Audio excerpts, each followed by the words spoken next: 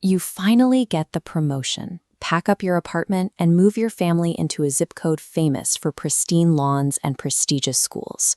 6 months later, you're losing sleep. Your checking account is draining faster than it was when you made $30,000 less. That prestigious address often functions as a financial gravity well, pulling down the net worth of high earners who move in. Signing that mortgage triggers a shift in your psychological baseline. Your physical environment begins to dictate your spending in ways that are difficult to shut off. This cycle can push retirement dates back decades, as the high cost of maintaining an image consumes the margin needed to actually build freedom. To see exactly how this works, we have to look back at an 18th century French philosopher named Denis Diderot. According to historical accounts, Diderot received a gift, a flawless, incredibly expensive scarlet dressing gown. Almost immediately, the gown created a point of friction. Next to his luxurious new clothing, Diderot noticed that his old desk looked unacceptably shabby, so he bought a new one. The chain reaction was relentless. The new desk made his old chair look wrong, so he bought a new chair. Then he needed a new rug to match the chair, and new art to match the room. Diderot eventually drove himself into significant debt. Anthropologists call this the Diderot Effect. It describes the human drive to create a unified standard of coherence across every element of our lives. The moment you move into an expensive neighborhood, that property becomes your scarlet dressing gown. The cascade begins the moment you unpack the first box. Take family A. They earn a strong $130,000 a year and max out their bank approval to buy a gorgeous home in a pristine subdivision like this one. Within weeks of moving in, their reliable 5-year-old hatchback suddenly looks out of place parked next to the luxury SUVs in their neighbors' driveways. The environmental friction takes over. They head to the dealership, financing a $70,000 luxury SUV just to bring their driveway up to the baseline standard of the block.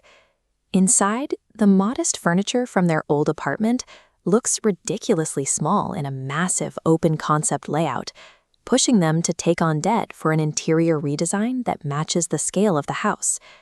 Outside, the HOA standards for curb appeal make it difficult to maintain the lawn themselves. Now they are paying professional landscapers to keep the yard up to the neighborhood average.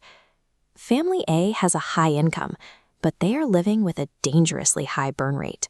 Their environment is dictating their spending standards, consuming the very surplus that should be building their net worth. Contrast that with Family B. They earn the exact same $130,000, but intentionally purchase a house in an unglamorous, average neighborhood where they are not the richest people on the block. By avoiding the affluent environment, Family B neutralizes the Diderot effect. They remove the constant social pressure to upgrade their lifestyle. When the neighbor is driving a 10-year-old minivan, Family B's paid-off sedan looks perfectly normal. There is no social friction to fix with a car payment.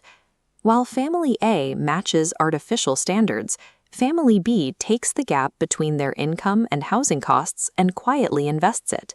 This is how wealth accumulators behave. They create a massive financial margin by living in neighborhoods that don't trigger consumption cascades. Those immaculate lawns often hide a different reality. High earners who project the most luxury are frequently the ones financing that image through debt rather than owning it outright. Keeping up with the neighbors is a game played for an audience of strangers who do not actually care about your net worth. Real wealth is not having the biggest house in the best zip code. Real wealth is having options. It is the freedom to sleep through the night without credit card anxiety, or the ability to walk away from a toxic boss because you have a massive financial cushion.